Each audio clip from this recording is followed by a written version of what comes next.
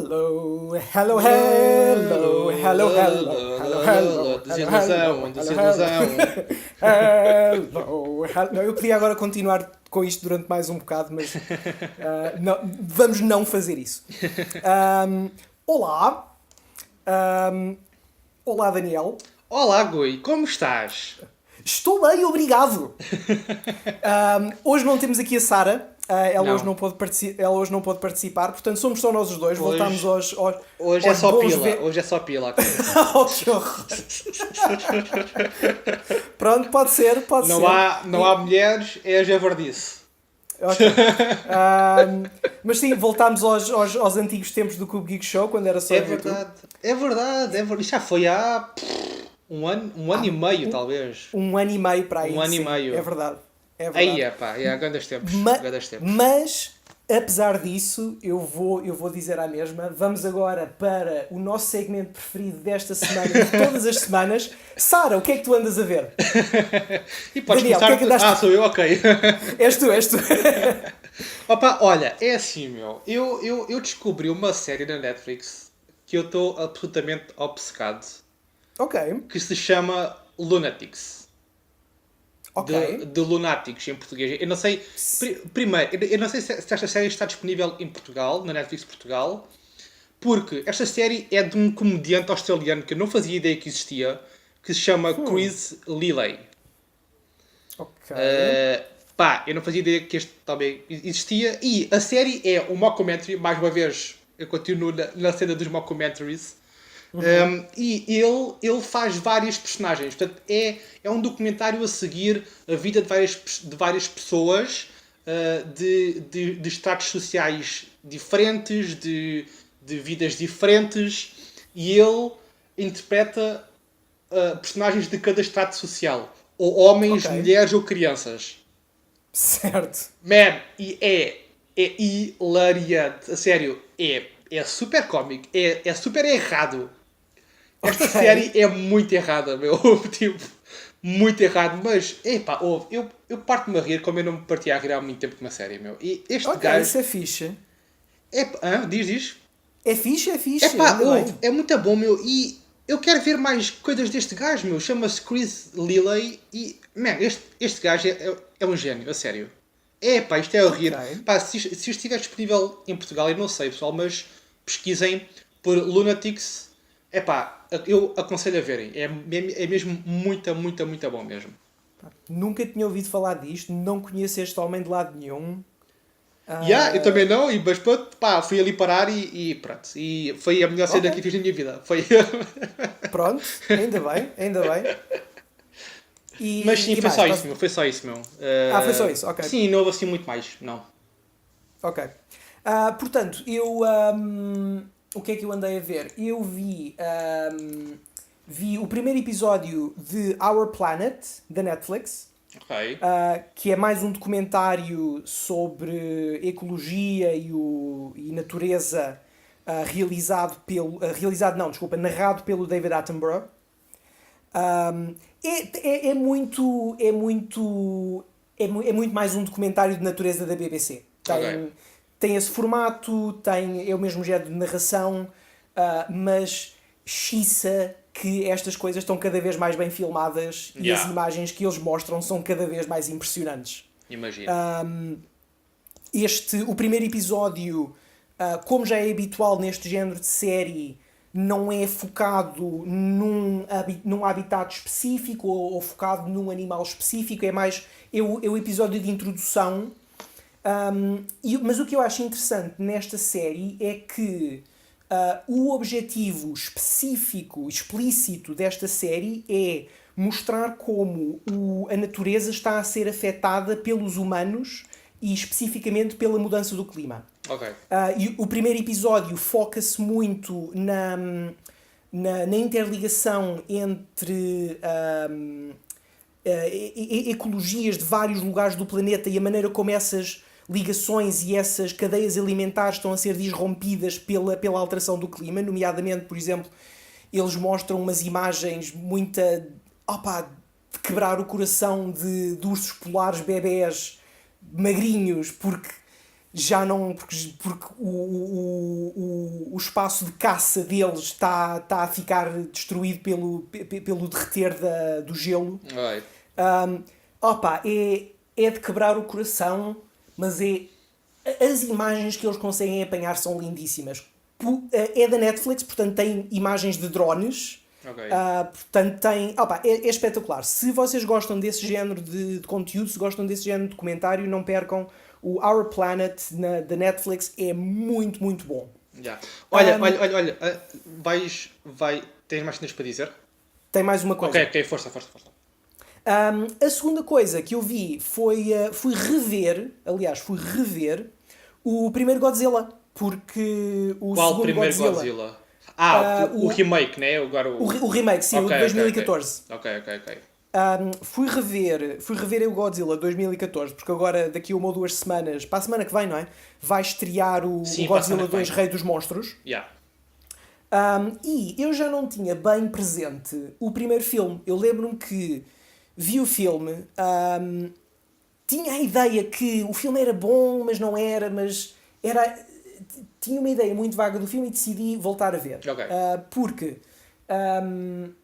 como tu tinhas dito no outro dia, quando estávamos a fazer o programa da semana passada sobre as previsões do box office deste verão, exato. Eu, na minha cabeça, tinha mais presente o marketing do primeiro filme do que o filme propriamente dito. Ok. E então, foi muito giro, porque eu estava a ver o filme e pá, ao fim do primeiro ato estava a pensar, epá, este filme é muito melhor do que eu me lembro, do que eu me lembrava. E depois, epá, do primeiro ato para a frente, o segundo e o terceiro ato são tão... Não vou dizer que são maus, porque não são maus, está brutalmente bem filmado, os efeitos especiais e os monstros, o Godzilla e os Mutos contra os quais ele está a lutar, tem uma sensação de escala e tamanho e massividade que é absolutamente impressionante, mas não sei o que é que se passa, é difícil pôr o dedo, mas do primeiro ato para a frente a história parece que fica monocórdica. Opa, porque eles focam-se no resto do chão, estás a perceber? E se calhar não é isso que o primeiro ato... Assim, eu não vejo o filme há muito tempo, mas talvez não é isso que o primeiro ato promete. Talvez o primeiro ato promete algo mais grandioso e depois nós seguimos ali, o gajo está ali, né? Vai do ponto A ao ponto B, não sei. Opa, não, era um bocado isso que eu me lembrava, também era essa a justificação que eu tinha na minha cabeça, mas revendo agora o filme, nem é tanto o problema deles estarem no chão a seguir aquela personagem do Aaron Taylor Johnson, que é o soldado que tem de desarmadilhar a bomba nuclear que eles vão usar para atrair os monstros. Porque eles até mostram sequências muito grandes, muito épicas, do Godzilla a destruir a cidade e a lutar contra os outros monstros. Isso está lá em igual medida. Okay. Mas parece que eles não souberam dar a nenhuma dessas duas narrativas, a nenhuma dessas duas perspectivas, um crescendo interessante. Parece que aquilo estagna completamente o crescimento da tensão e nunca mais gera... entusiasmo, ou expectativa, ou antecipação por nada. Yeah. Opa, talvez o filme não soube o que quis ser. Se queria ser um filme de monstros ou se queria ser um filme de humanos em que os monstros estão no fundo. Talvez seja isso. Mas o primeiro ato é excelente. É tão bom. A maneira como aquilo cresce durante o primeiro ato é fantástico. Tens lá o Bryan Cranston a fazer uma interpretação brilhante. Opa, e é uma pena tão grande, porque eu estava a dizer à Sara, epá, este filme é muito melhor do que eu me lembrava, mas depois opa, não sei, fiquei mesmo cheio de pena, porque na minha cabeça o filme devia ser melhor, ou era melhor, e opa, não sei, é um bocado por causa disso que eu continuo com medo deste Godzilla 2, o Rei dos Monstros. Eu espero muito que o filme seja aquilo que os trailers prometem, e acredito que eles tenham aprendido com o primeiro filme e com o King Kong. Porque o King Kong é um filme muito tolo, é muito parvo, a história não faz sentido nenhum, mas é divertido. E é Sim. divertido de uma maneira que o primeiro Godzilla não é. Sim, o primeiro Godzilla leva-se muito mais a sério. Sim. E o King Kong é uma tolice do princípio ao fim, mas não deixa, mas é divertido. Portanto, eu Yeah. espero que eles tenham conseguido apanhar o melhor dos dois filmes e que este filme, agora do Godzilla 2, seja espetacular. Ok, boa. Opa, olha, só antes de fazeres o teu segue, O meu segue. só quero dizer mais uma cena, que eu vi finalmente a John Wick, o É primeiro e o verdade. segundo filme. Que eu, pá, estava aqui há anos a dizer que ia ver, e nunca tinha visto, mas agora que saiu o terceiro filme, pá, eu vi os dois filmes. E o primeiro filme é muito genérico, ok? Pá, tipo, é ok, é giro, mas não é nada demais. Mas o segundo já tem ali conteúdo. O segundo já. Epá, a realização é muito interessante. E eu. O interesse para mim em John Wick não é tanto. O John Wick é o Continental. Exatamente. Man, o Continental, aquilo é muito interessante. O facto daquilo estar espalhado pelo mundo. O facto de haver tipo uma espécie de direção de assassinos ou direção da máfia ali. Não se percebe bem porque eles não entram muito ali dentro. Mas esse aspecto é muito interessante. E eu quero saber muito mais sobre isso. É, é. Opa, eu gosto imenso do John Wick, em parte por causa da ação, que eu acho que a ação está muito bem coreografada, está muito bem filmada. No segundo filme, mais do que no primeiro. Apesar de que o primeiro já te mostra ali uns detalhezinhos que te dizem que aquilo vai ser espetacular. Yeah. Mas o segundo, sobretudo, tem uma fotografia muito mais interessante do que o primeiro. Mas, como eu digo sempre, a coisa mais desinteressante do John Wick é o John Wick. Exato. O world building é que é fantástico. É muito bom, man. É muito interessante, a sério. E o facto de eles não mostrarem nada torna-se ainda mais Exatamente. interessante ainda. Opa, é uma maneira, é a minha maneira preferida de mostrar world building, que é eles não explicam nada, Yeah. simplesmente vão-te mostrando as coisas, assumindo que tu has de perceber quando as coisas forem para ser percebidas. Exato. Pá, muito interessante. Portanto, eu agora tenho muita vontade de ver o terceiro filme. Já estreou a semana passada, mas eu quero muito ver o terceiro filme, a sério. Estou mesmo com muita vontade de ver o terceiro filme porque eu quero saber mais do Continental. Eu quero saber mais. É verdade. É verdade. Mas pronto, segue.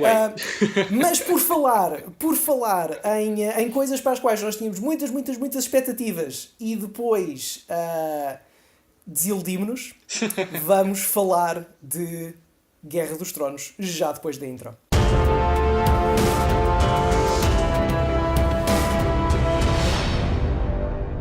Bem-vindos ao Cube Geek Show, um programa do Cube Geek onde mergulhamos nos temas mais geeks deste mundo. Eu sou o Gui, estou aqui com o Daniel. Olá, pessoal. E hoje a Sara não está cá, já falámos disso ao início, portanto vamos avançar já para a Guerra dos Tronos. Portanto, a Guerra dos Tronos, a série Guerra dos Tronos, está a passar na HBO nos últimos 8 anos. Yeah. A série começou em 2011, baseada numa série de livros brutalmente popular do J.R.R. Martin, que ainda não está acabada, para desânimo dos fãs, e acho que toda a gente está a tentar convencer o J.R.R. Martin a perder peso, não vai ele ter um AVC antes de acabar de escrever os livros. Mas o homem é surpreendentemente novo, o homem é mais novo do que o que parece. Sim, ele está é muito a gasto. Ele está em gasto, sim. A série foi um fenómeno de popularidade, foi um fenómeno de ratings, de valores de produção e escala de produção que nunca tinha sido visto até agora. E o nosso objetivo hoje, mais do que falar sobre a qualidade da série, mas também vamos falar um bocadinho acerca disso, nós queremos mais falar sobre a série como um todo, sobre o impacto que a série teve no entretenimento, porque como é que nós chegámos a uma série deste género. Yeah. Mas olha, para começar eu quero saber como é que tu descobriste esta série. Ok. Tu já conhecias os livros? Tu tinhas lido os livros ou isto foi tudo novo para ti? Olha, eu a primeira vez que ouvi falar de Game of Thrones A série ainda não tinha saído. Não fazia ideia que ia haver uma série. E era um amigo meu da faculdade, que era o João. João, se estiveres a ouvir, shout out ao João Malhadas. Espera, é o João Malhadas. Eu sei que ele se chamava João, desculpa lá, João, não me lembro do teu último nome. Com quem eu jogava Magic the Gathering, e houve uma vez que estávamos a falar com ele sobre eu estava a falar com ele sobre fantasia e sobre Senhor dos Anéis, e ele diz-me assim: epá, está bem, Senhor dos Anéis é giro, mas eu gosto mesmo é de Guerra dos Tronos. Porque, não sei bem como, ele na altura disse-me qualquer coisa do género. A semana passada, ou há 2 semanas, estive com o meu ídolo a jantar, estive num jantar com o J.R.R. Martin. Portanto, Ok. obviamente, antes dele ser tão famoso que não fosse acessível a estar num jantar em Lisboa, Claro. mas foi a primeira vez que eu ouvi falar dos livros. Portanto, eu já tinha a ideia que os livros existiam, e depois, quando percebi que havia uma série, comecei a ver a série. Portanto, eu vi esta série desde o início, desde o primeiro episódio, quando saiu, comecei logo a ver a série. Já a Sara, por exemplo, só entrou para aí na 3ª ou 4ª temporada. E fui eu que lhe disse: epá, tu tens de ver isto porque é espetacular. Opa, eu também sabia que os livros existiam porque havia e há atualmente um grande grupo de seguidores de Guerra dos Tronos. Ou melhor, de A Song of Ice and Fire, porque os livros não se chamam Guerra dos Tronos. E eu sabia que existia e sabia que eram livros de fantasia muito conceituados e as pessoas adoravam. E eu gosto de fantasia, portanto eu sempre quis entrar nessa saga, mas em Portugal eles dividem cada livro em 2. Portanto, Ok. portanto, quantos livros é que isto são? São 1, 2, 3, 4, são 5 livros, portanto, em Portugal são 10 livros. E eu olhei para aquilo e pensei, pá, não, não me vou meter nisto, que são muitos livros, pá. Então, mas eu já sabia que isto existia. Mas eu, na altura, não liguei muito à série, para ser sincero. Não, nem sabia que a série estava a ser feita, nem sabia que a série vinha por aí. E eu não vi a primeira temporada à medida que iam sido os episódios. Eu vi a primeira temporada antes da segunda temporada estrear, porque depois da primeira temporada já começou a haver a loucura de Guerra dos Tronos. Sim. E eu aí comecei a ver e comecei a pensar, o pessoal anda a ver, está tudo maluco, eu também tenho que ver isto, está a ver? Então fiz binge à primeira temporada e adorei. E depois, desde aí que estou a seguir a série. E também com a Ana foi igual. Ela só entrou para aí na 5ª temporada por muita insistência minha.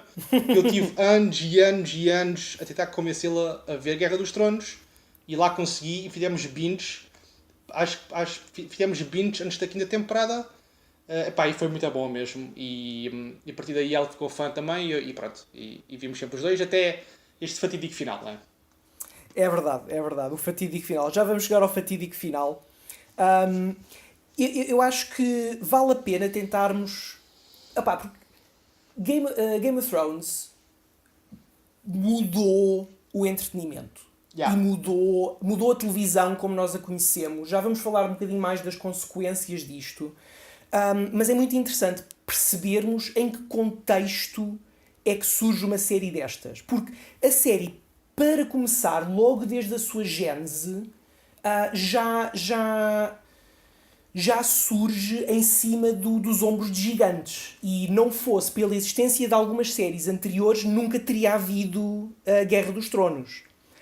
Nomeadamente, estou a falar especificamente, por exemplo, de Lost e Breaking Bad.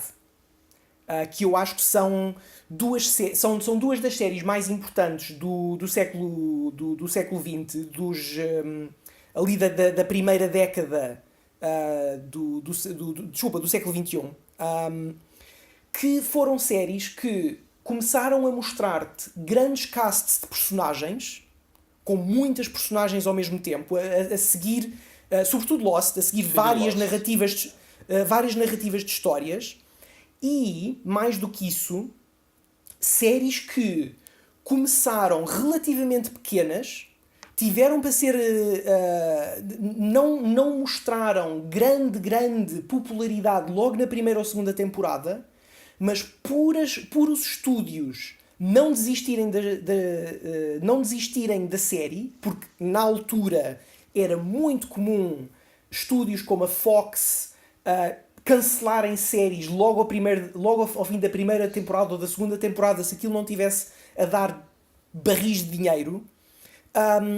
E eu acho que foram essas duas séries, Lost e Breaking Bad, que mostraram que, não, se nós investirmos numa série que parece boa, à medida que ela cresce, depois ela vai mesmo crescer muito e vai se tornar muito popular. Opa,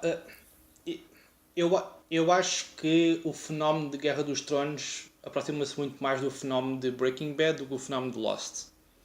Okay. O fenómeno de Lost não está muito associado à qualidade da série propriamente, mas sim aos mistérios que a série lançava. Eu lembro-me, foi da minha juventude que Lost teve no ar. Portanto, no auge da internet, quando eu digo auge da internet é antes de Facebook, antes disso tudo, que era internet pura e dura, não é como nós a conhecemos hoje em dia. E, não havia Twitter, não havia Facebook. Não havia nada às coisas.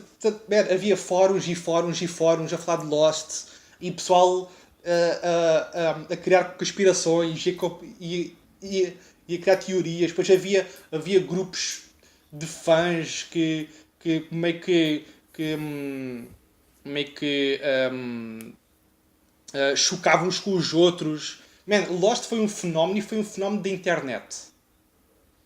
Da internet. Mas eu acho que... Desculpa, deixa-me só interromper antes de tu continuares. Eu acho que esse fenómeno da internet e esse hábito das pessoas irem para a internet partilhar o seu interesse por séries também foi um dos grandes fatores que fez com que Game of Thrones tivesse o impacto, tivesse a importância que teve. Eu não discordo. Eu digo é que, por exemplo, Lost esteve muito mais associado à tentativa de descobrir os mistérios. Foi todo o jogo que foi criado. E os produtores da série meio que convidaram esse jogo. Eles lançavam pistas na internet, eles lançavam mini-jogos. Portanto, houve ali meio que um real play game. Isto tem um nome.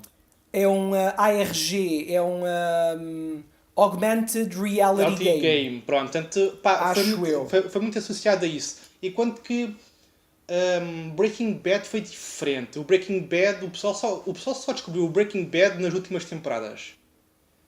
E foi muito, é verdade. E foi muito word of mouth, estás a perceber? Foi muito, este gajo diz aquilo que é bom, e este diz aquilo, e este diz aquilo, e este diz aquilo. E depois, o Breaking Bad foi nomeado ou ganhou os Emmys, algo assim, e foi aí que explodiu. Foi aí que o pessoal descobriu a série e o pessoal meio que acompanhou as últimas temporadas, porque as primeiras temporadas ninguém via aquilo, ninguém via aquilo. Portanto, eu vejo Guerra dos Tronos muito mais como Breaking Bad. Foi muito mais o word of mouth, foi muito mais... A primeira temporada não houve muita gente a ver a primeira temporada de Guerra dos Tronos. Exatamente. Mas depois de acabar a primeira temporada e com o twist final, que o pessoal ficou maluco, aí é que o pessoal se interessou pela série e o pessoal viu a primeira temporada em binge como eu e começou a ver a série na segunda temporada. Concordo, sim. Eu acho que foi muito esse twist da primeira temporada, quando o Ned Stark morre do nada. Toda a gente estava absolutamente convencida que ele ia ser a principal personagem da série, e ele morre nem sequer é no final da temporada, é no penúltimo episódio. Mas só para dar aqui referências, Lost deu entre 2004 e 2010, Breaking Bad foi entre 2008 e 2013, Game of Thrones começa em 2011. Exato. Mas eu acho que essa cena das pessoas irem para a internet falar dos episódios e discutirem foi um grande impulsionador de Game of Thrones. Yeah. Mas como tu estavas a dizer, e com muita razão, a primeira temporada não foi assim tão... não teve assim tanto sucesso quanto isso. Em média, a primeira temporada, os primeiros episódios... na primeira temporada, os episódios tinham, em média, 9 milhões de visualizações no primeiro dia. Ok. E foi só depois, temporada a temporada, que isto começou a ganhar números ridículos. Mas mesmo assim, 9 milhões por episódio já é qualquer coisa. Já é qualquer coisa, sim, já é qualquer coisa. Mas nota que isto não é, desculpa, eu enganei-me, não é no primeiro dia, os ratings de uma semana, por exemplo. Estou a perceber. Não é logo do primeiro dia. Portanto, mais para a frente, eu vou estar a dar números desta última temporada e aí sim são do primeiro dia e esses números é que são ridículos.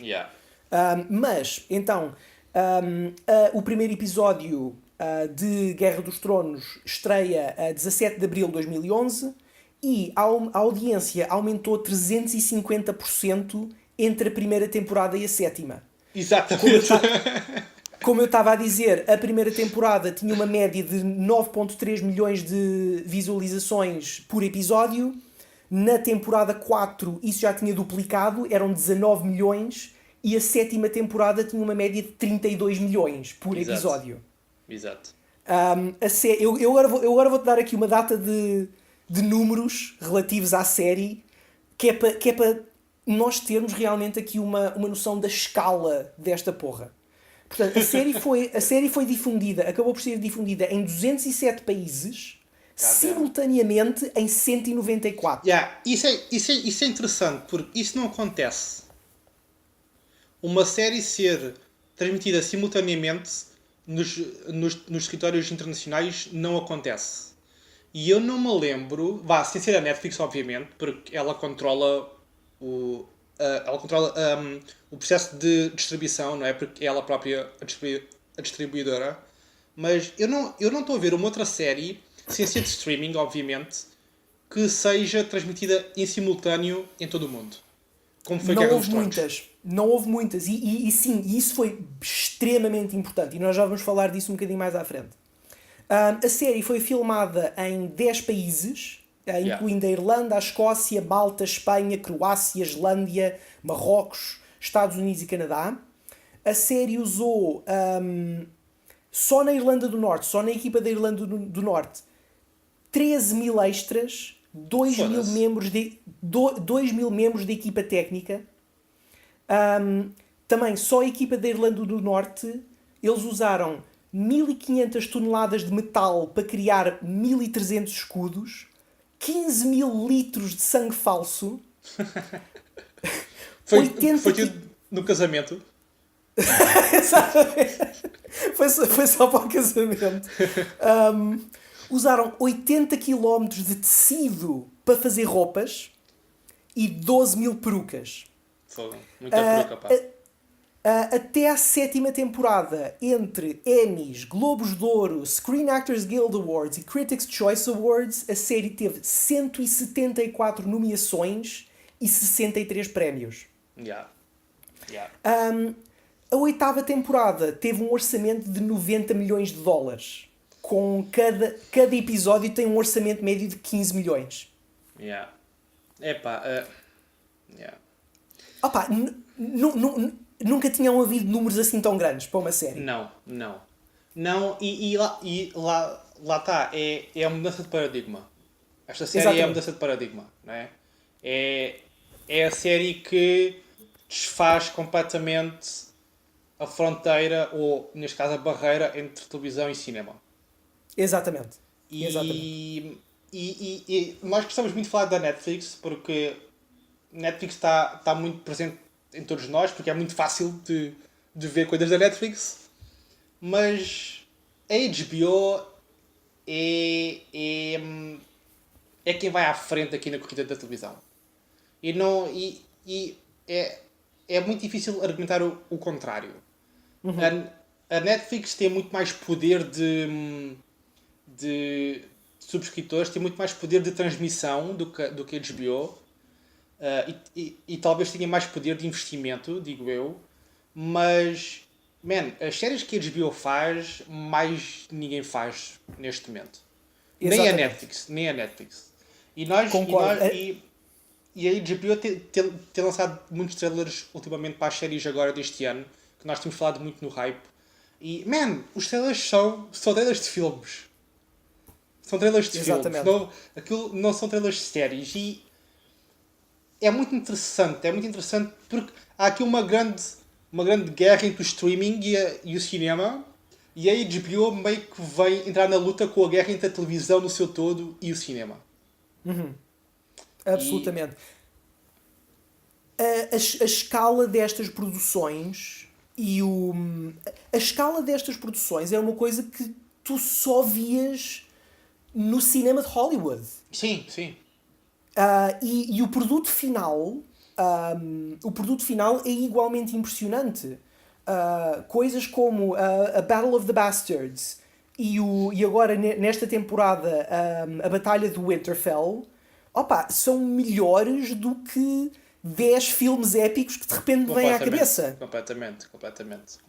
Mas também o que a HBO consegue fazer hoje em dia, e quem diz HBO diz qualquer outra produtora de televisão, não era possível fazer antes. Até porque as televisões cada vez estão melhores, cada vez há melhor qualidade de imagem e cada vez as pessoas se prestam a estar em casa e a ver conteúdo televisivo do que antigamente. Porque antigamente tinhas uma caixa de, sei lá, de 50 por 50, né? Exatamente. E aquilo, ok, tipo, era fixe ver tipo, os ficheiros secretos e tal, mas não é? Era diferente. Agora não, agora tens tipo telas gigantes em casa com uma qualidade muitas vezes superior a uma tela de cinema naqueles cinemas mais ranhosos que se vê por aí. Exatamente. E então este tipo de produções prestam-se muito mais a serem feitas hoje em dia do que antigamente, porque não era possível. Exatamente. Mas eu acho que foi muito a qualidade da produção, mas também a escrita. A escrita da série foi sempre excelente. Este é o grande calcanhar daqueles, não é? Eu digo sempre, mas com um asterisco. Eu digo sempre com um asterisco. As primeiras temporadas, que foram aquelas que realmente tornaram a série popular, tinham uma inteligência na sua escrita, no desenvolvimento das personagens, no equilíbrio entre a intriga política e o drama pessoal daquelas personagens, que estava fantástico. E eu acho que as pessoas, o público, apaixonou-se pelas personagens. Toda a gente tinha uma personagem preferida, toda a gente gostava ou mais do Tyrion, ou queriam ver o que é que estava a acontecer à Arya. Yeah. E toda a gente tinha medo que as personagens morressem. Eu lembro-me que em todas as temporadas toda a gente estava sempre cheia de medo. Oh meu Deus, será que é desta vez que o Tyrion vai morrer? Exato. Mas isso é muito mais mérito do George R. R. Martin do que propriamente dos escritores ou dos produtores da série. Concordo. E há aqui uma analogia muito direta, que é Senhor dos Anéis e Hobbit. Sim. Na trilogia de Senhor dos Anéis, que o Peter Jackson, para mim, é um deus por ter conseguido fazer filmes perfeitos, mas ele aí adaptou os livros. Em Hobbit, ele inventou, porque foi o que os produtores de Game of Thrones fizeram nas últimas 2 temporadas. Portanto, há aqui uma analogia. O Peter Jackson inventou em Hobbit e foi a desgraça que foi. Eu não consigo ver o terceiro filme do Hobbit. Não consigo. É fisicamente impossível para mim conseguir ver aquela cagada. Não consigo mesmo. Yeah. E os produtores também inventaram nas últimas 2 temporadas de Guerra dos Tronos e foi o que foi. Portanto, estas produções, estas adaptações e o conteúdo cinematográfico e televisivo hoje em dia vive muito de adaptações, não é? Porque tens que ir buscar a algum lado, não é? A criatividade hoje em dia é compreensível, está muito saturada porque temos, sei lá, 100 anos de coisas que já foram inventadas e é difícil imitar coisas novas, não é? Portanto, adapta-se. E a Guerra dos Tronos era muito bom porque realmente adaptava da escrita de George R. R. Martin. E vamos aqui fazer uma comparação entre entre as temporadas e os livros, ok? Portanto, a primeira temporada adaptou o primeiro livro. Quando eu digo quando eu digo os livros, é a versão original, porque em Portugal os livros foram divididos em dois, ok, pessoal? Portanto, a primeira temporada é o primeiro livro, a segunda temporada é o segundo livro, a terceira temporada é a primeira metade do terceiro livro, a quarta temporada é a segunda metade do terceiro livro e a quinta e a sexta temporada é uma mistura entre o quarto e o quinto livro. Depois, na sétima e na oitava, é completamente inventado. E foi aí que realmente Guerra dos Tronos caiu por terra, não é? Exatamente. É interessante ver. Opa, é por causa disso que Game of Thrones acaba por ser um caso de estudo tão interessante. Porque porque durante tanto tempo, durante tantos anos, eles tinham uma qualidade de escrita fantástica e vieram e ganharam público, ganharam fãs, ganharam seguimento, ganharam uma legião de fanáticos por esta história, que agora, no fim, o backlash e a desilusão foi tão maior por causa disso. Yeah. Esta sétima temporada bateu recordes de audiência. Esta oitava ou estás a falar? Desculpa, oitava, okay. desculpa. O primeiro episódio teve, na primeira noite, 17.4 milhões de visualizações só na HBO. Só na HBO. Só Estados Unidos, né? Só Estados Unidos, sim. E o sexto episódio teve 19.3. Mas é muita gente. É muita gente. É muita gente a ver a mesma coisa ao mesmo tempo. Mas, paradoxalmente, as pontuações no IMDb e no Rotten Tomatoes, aquilo é ver aquilo a descer calamitosamente. No IMDb, os primeiros 2 episódios têm 7.8 e 8.1 e o último episódio, o final, tem 4.4. No Rotten Tomatoes, o primeiro tem 92 e o último tem 48. É assim, meu. Há pessoas que gostam e nada contra. Cada um tem a sua opinião. E o pessoal que gosta muito de criticar. O pessoal que não gosta, dizendo que tu não gostas porque não era aquilo que tu querias. Não é isso que se passa aqui. É realmente a qualidade que desceu imenso. Porque se nós tivéssemos tido uma temporada toda com este nível de escrita, eu talvez gostasse da série, não digo que não gostasse, mas eu estava à espera deste nível de escrita. Né? Se calhar até iria gostar do final da série, quem sabe? Não sei. Mas as minhas expectativas eram diferentes. Não vou dizer que estavam em baixo, mas eram diferentes. Né? Agora, se eu estou à espera de um nível de escrita e tenho um nível de escrita menos 20, é normal que eu não vou gostar. Não quer dizer que não era aquilo que eu queria que acontecesse. Eu não tinha qualquer tipo de desejo em Guerra dos Tronos. Eu queria ver o que é que ia acontecer. Exatamente. E realmente é a qualidade, não é porque eu não tive aquilo que queria. Até porque, como nós já dissemos várias vezes, não é que eu quisesse uma coisa diferente. Eu queria que a Daenerys morresse. Eu queria que ela enlouquecesse e matasse toda a gente. Mas a maneira como isso foi mostrado desiludiu brutalmente. Estava mal escrito. Não há motivações, as coisas acontecem só porque sim. E isso não é boa escrita. Exato. Mas não vamos. Nós já temos um episódio inteiro só para cascar na série. Ainda vamos ter uma crítica. Não percam a crítica, vai sair esta semana. Aliás, a crítica, quando vocês estiverem a ouvir isto, aqui, já saiu. Exato. Exatamente. Mas independentemente disso, esta série tem imenso impacto. E já mudou o panorama de cultura como nós o conhecemos. E já mudou o entretenimento como nós o conhecemos. Só para dar aqui, sem entrar no entretenimento propriamente dito, eu encontrei estes detalhezinhos giros. A capital da Croácia, Dubrovnik, onde são filmadas as cenas de exteriores de King's Landing, foi invadida por turistas. E neste momento eles têm de limitar os turistas ao centro histórico da cidade a cerca de 4.000 turistas por dia para poderem manter o estatuto de herança cultural da Unesco. A Irlanda do Norte, onde eu disse que foi filmada a maior parte da série, a Irlanda do Norte teve uma injeção de 150 milhões de dólares na sua economia só por causa da série estar a ser produzida lá. Yeah. E esta eu não sabia de todo. A Guerra dos Tronos foi a primeira série a ter episódios projetados em ecrãs de IMAX.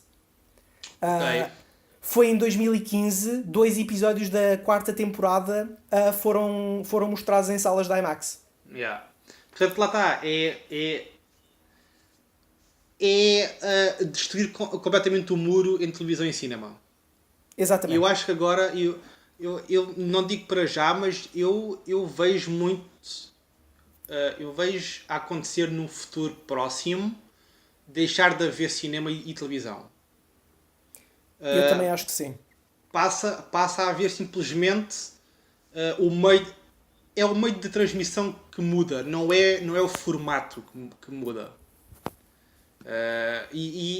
Man, eu acho que nós não estamos muito longe com o advento aqui do streaming também a alavancar um bocado isto.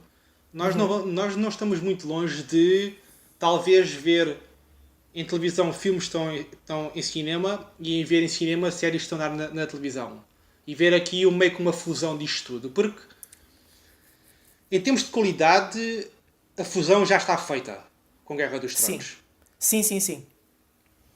Se houvesse, se um dos argumentos fosse mas a televisão nunca vai ter a escala da produção de Hollywood. Não, já tem. Já tem, exatamente. Essa barreira já foi ultrapassada.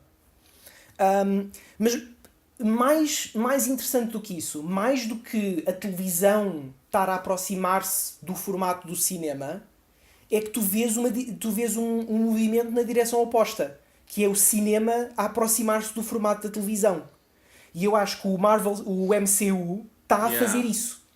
O MCU, às tantas... É verdade que eles agora diminuíram um bocadinho a produção, mas eles estavam com 3 filmes por ano, com ameaços de fazerem 4 filmes por ano.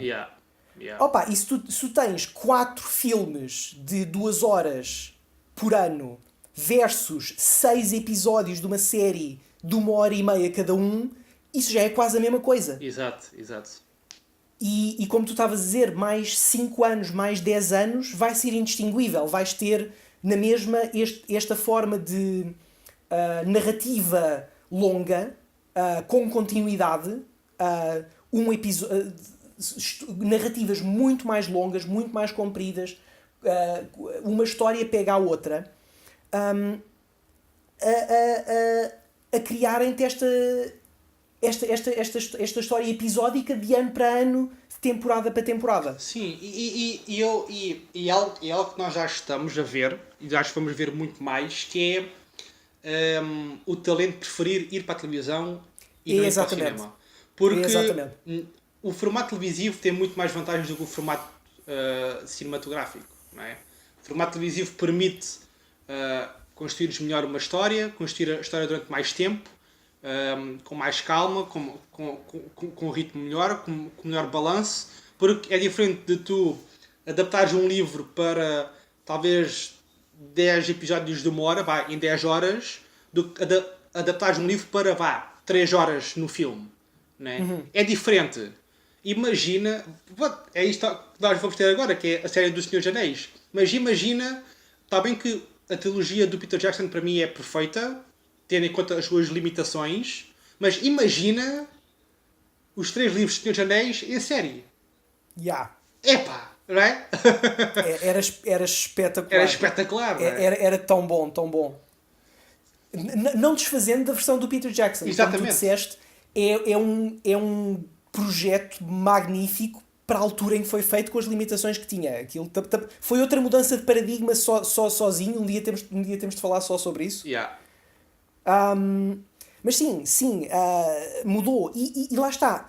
Como tu estavas a dizer antes, a série do Lord of the Rings da Amazon só existe por causa do sucesso de Game of Thrones. Sim. Séries como Westworld e o His Dark Materials, que saiu agora o trailer, só existem por causa do sucesso da Guerra dos Tronos. Se não fosse a Guerra dos Tronos a mostrar que produções deste género valem a pena, que ganham dinheiro, que têm estes números ridículos de gente, 19 milhões de pessoas a verem a mesma coisa à mesma hora, Exato.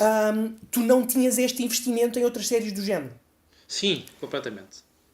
Completamente. Portanto há aqui, como tu disseste, uma mudança de paradigma que foi provocada por esta série em particular. Sim. E há aqui outra coisa que eu acho que é muito interessante. Isto é um bocadinho mais filosófico, mas eu acho que acho que é fascinante de vermos isto. Que é, como nós já tivemos a dizer, esta forma de contar uma história episodicamente, tens um episódio todas as semanas, que toda a gente para a sua vida para ir ver, e depois no dia a seguir está toda a gente na internet, no trabalho, a discutir a mesma coisa. Isto é televisão no seu melhor. É o objetivo da televisão. É esta sensação do simultâneo, de toda a gente está a fazer a mesma coisa, tens uma sensação de comunidade, toda a gente está a discutir a mesma coisa ao mesmo tempo. Yeah. Era assim que a televisão era antes. Quando não tinhas streaming, quando não tinhas outras maneiras de consumir média. E Game of Thrones é talvez o expoente máximo desse fenómeno. Sim. O melhor foi a série que conseguiu manter esse interesse. Porque também Exatamente. houve um grande fenómeno também à volta do Walking Dead. Não nos podemos esquecer. Que também é mais ou menos da mesma idade que Guerra dos Tronos. Exatamente, pois é, tens razão. E lá está, mais uma série que eu não ouvi a primeira temporada, só depois da primeira temporada que o pessoal ficou maluco é que eu fui ver. Portanto, tem mais ou menos o mesmo percurso, só que o Walking Dead teve o percurso que nós sabemos, Guerra dos Tronos teve o percurso que nós sabemos também. Mas, É verdade. mas este que está a dizer do pessoal se juntar e depois discutir isto, eu via muito isto nos anos 90. Eu via muito isto com Dragon Ball Z, por exemplo. Exatamente. Vi muito isto, porque, a sério, era tão bonito ver crianças a falar com adultos e toda a gente falava do mesmo, muito fixe. E também com Lost, né? Mas Sim. Lost foi diferente. Lost o pessoal juntava-se nas internets e não se juntava pessoalmente. Exatamente. Mas lá está. A internet passou a ser passou a ser um proxy para estar toda a gente à volta da máquina do café a falar sobre a série, sobre Exato. o episódio que deu na noite anterior, sobre o terem cortado a cabeça ao Ned Stark, sobre o Red Wedding, sobre a batalha dos Bastards. Exato. E a questão é que o streaming gera um fenómeno completamente diferente. É muito mais individualista, não é? Exatamente. O streaming é muito mais como ler um livro ou ouvir uma música. Tu consomes esse entretenimento ao teu próprio ritmo e depois, quando acabas tudo, é que vais ver quem é que também já acabou e aí é que começas a falar sobre a coisa toda. Yeah. Quando alguém te fala de uma série que está em streaming, é porque já viu tudo e já te está a recomendar a série como um todo. Exato. É uma maneira muito mais solitária de ver uma série. E a verdade é que tu perdes alguma desta excitação associada ao episódio que vem e ao final da temporada. Porque tu não tiveste de esperar por esse final durante semanas ou às vezes anos. Tu perdes o hype. Perdes a expectativa e perdes um bocado do fandom também. Exatamente. Porque o fandom existe pelas discussões que são criadas, não é? E eu fiquei muito contente depois de saber que as séries do Disney Plus não vão ser em binge, portanto elas vão sair um episódio a cada semana. Eu gosto disso, porque isso cria discussão, isso aproxima as pessoas, cria comunidades, cria teorias, o pessoal fala entre episódios e o streaming em binge não traz isso. São formatos diferentes. Cada um tem o seu mérito. Ver em binge possibilita uma série muito mais coesa. Eu acho que as séries que são feitas para se ver em binge parecem um filme de 10 horas. Exatamente, porque tu já não tens a obrigação, já não tens a pressão de acabar cada episódio com um grande cliffhanger para a semana que vem. Exatamente. Portanto, é diferente. Yeah. Há alguma coisa que se perde. A melhor analogia que eu vi, ou a melhor explicação para isto que eu vi é que tu, em vez de estares a organizar a tua vida à volta do próximo episódio, em vez de estares a marcar no calendário, epá, na próxima semana, às 10 horas da noite, tenho que estar em casa para ver o episódio. Exato. É o contrário. Tu estás a ver onde é que eu vou ter tempo na minha agenda para ver esta série. Onde é que eu posso enfiar isto aqui? Epá, tenho tanta coisa para ver, quero ver isto, ok, vou ver para a semana que vem. Yeah. Vou ver na terça-feira à noite porque não tenho nada para fazer na terça-feira à noite. Yeah. É uma abordagem completamente diferente. E eu sinto que o Game of Thrones, a não ser que venha para aí para o futuro alguma coisa muito, muito grande, eu não vejo este fenómeno de Game of Thrones, de teres 19 milhões de pessoas a verem a mesma coisa ao mesmo tempo só na América. Eu acho que isto não se vai repetir. Eu acho é que difícil. Game of Thrones vai ser a última série que nós vemos todos juntos, que gera este género de fenómeno. Poderão haver outras coisas semelhantes, mas com esta escala, desta maneira, não acredito que volte a acontecer. Opa, é assim, meu, também é muito inesperado estes fenómenos. Estes fenómenos são muito inesperados, né? Ninguém diria na primeira temporada de Guerra dos Tronos que isto ia ser isto que é, não é? Verdade, também verdade. É muito inesperado. É muito difícil prever qual é que será o próximo IP, ou melhor, a próxima propriedade que vai explodir no mundo. É muito difícil. Porque não se sabe, não é? Mas eu acho que se acontecer, já não vai ser neste formato. E o que eu acho que é muito interessante é que Guerra dos Tronos, neste momento, em 2019, já é quase um blast from the past. É uma nostalgia àquele fenómeno de ver televisão dos anos 90. E se séries que vierem para a frente tentarem refazer isso e tentarem afastar-se do formato do binge que é tão popular no streaming atualmente, já vai ser quase a capitalizar nessa nostalgia mais do que a tentar fazer a coisa por si mesma. Yeah.